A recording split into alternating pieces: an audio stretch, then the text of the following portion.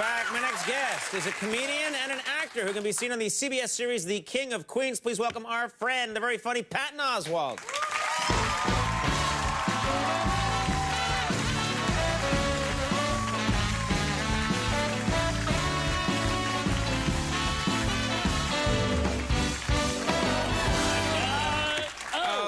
Good Lord. No, this is, I want to ask you about something. Yeah. And thanks for being here. But I know that you and I have known each other for a while. And I know that you're a huge Star Trek fan. To the point of almost obsession. And then I remembered that a couple of months ago, you got to participate in a roast. Got to roast William Shatner, which for you must have been just a religious experience. Yeah, it was close to that and also very surreal. Right. Because, God, this is so embarrassing. I went to this very liberal arts college. And it was the kind of college where they're like, we create well-rounded adults. You know, like our English majors take science classes and our science majors take English classes. I was an English major. I had to take a science class. And there was a course at my college, I'm not making this up. It was called Physics for Poets. Physics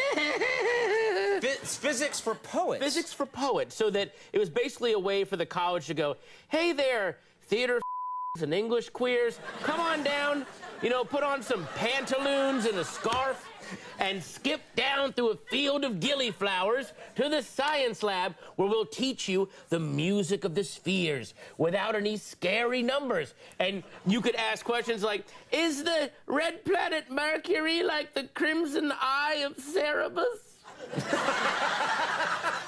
They were like, yeah, whatever, D'Artagnan, just sit down, we'll get you through this.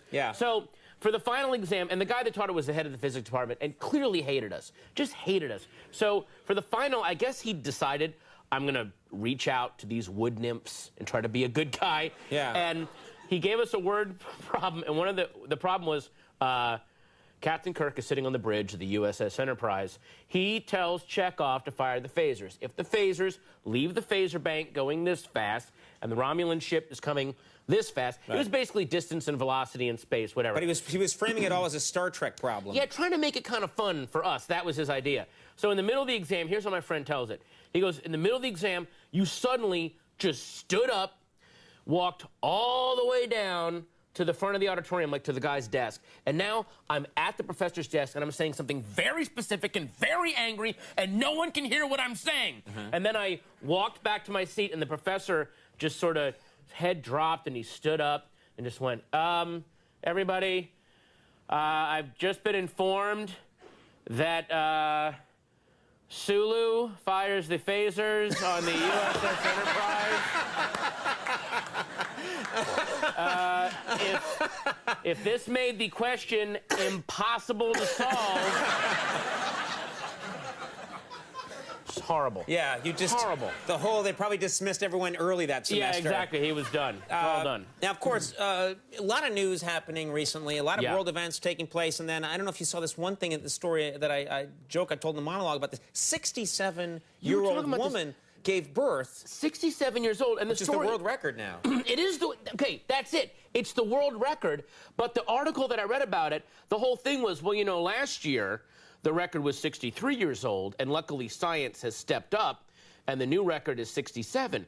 Now, I'm totally pro-science, but sometimes science is just wrong and gives us evil things that we don't need. They may as well just come out and go, hey, we made cancer airborne and contagious. You're welcome. We're science.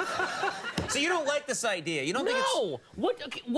What does the father say to his son when that kid is old enough to go, where did I come from, Dad? And the guy's got to go, oh, well, sit yourself down. I'll teach you all about the magic of the birds and the bees. See, when a man loves a woman very much, he heaves himself off of his hemorrhoid donut, and he takes 3 Viagra, a beta blocker, and an eyedropper full of blood thinner. Then he lays on top of his beloved like a pile of laundry on top of another pile of laundry. Then his penis, erect in defiance of God's will,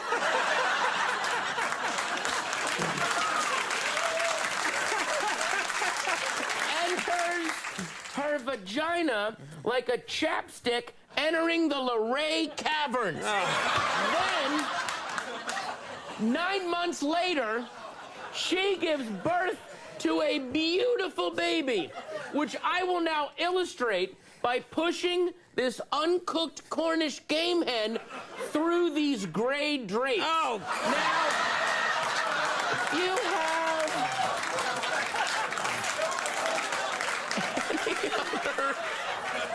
exactly. I've always wondered why this chair is on wheels. Yeah. Now I know. Quickly get away from the horrible imagery. I'm gonna need to watch this. I couldn't even hear that over the sound of my screaming. That was how awful that was. Oh my God. Yes. We're gonna clear this room. We're gonna get a whole new audience and come in. Sorry. And recover. Good God. Good God. Well, okay. But 2006. This was an important year. A lot happened. What do you think? And I'm taking this 67-year-old woman off the table. Right. What do you think was the most important event of 2006? Kentucky Fried Chicken introducing the famous bowls. That was the most crucial thing that happened. Everyone's with you on this. Basically, the bowls. People like the Kentucky Fried Chicken bowl? Love the bowls. Basically... Do you know what explain what this is? The KFC famous bowl is everything on the KFC menu piled into a bowl. So basically, that means a guy came in and said, oh my God, I'm so hungry, what's good to eat? And the guy went, oh, we've got mashed potatoes and corn and chicken. And the guy went, okay, stop right there. Can you pile all of that stuff into a single bowl so I can eat it like a death row prisoner on suicide watch? And the guy said, we can do that. We can also arrange them separately on a plate like you're an adult with dignity and self-respect. There's no reason. He goes, no, I'm done. I don't care. Just pile my food in a bowl. And you know what? You're right. It's the most popular thing. America has spoken. Pile my lunch in a bowl. I don't care. If you can, listen, if you could somehow put my lunch in a blender and liquefy it, and then put it in a caulking gun and inject it right into my femoral artery, even better. But until you invent a lunch gun, I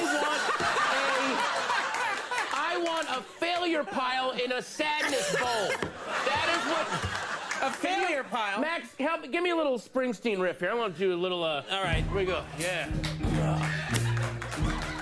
America, eating my lunch in a bowl in my parents' basement where I'm living. Happy birthday, I'm